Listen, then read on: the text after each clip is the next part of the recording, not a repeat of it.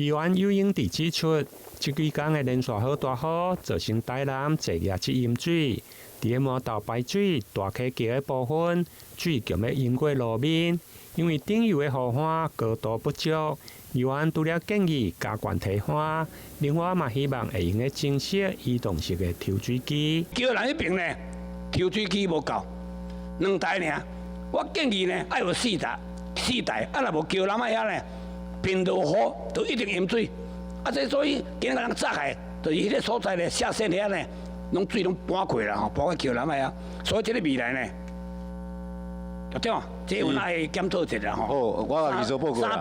三棟來做一個水爾，唔通大家攏做危險啦。另外，在下營排水抽水站的工程，因為大型的鋼線，甲着又有的文化遺址大範圍的開塢，道路封閉將近1冬，總算要通啊。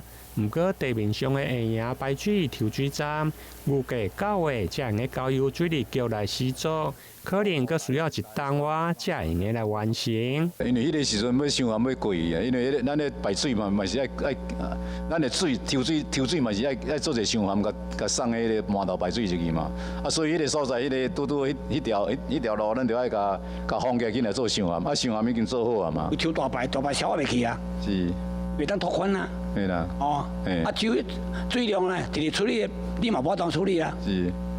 所以這若抽水站做好呢，你要檢討一下啦吼。將近32棟的議員游泳池，因為將要交棒予查某囝游進款來參選，佇個上午進行任內最後一屆的市政總結巡時，因為拄好當着家己的生日，佇個總結巡結束，市府甲個議會嘛當作為議員來慶生，共同切下生日雞卵糕。台南新聞林跟楊順懷採訪報道。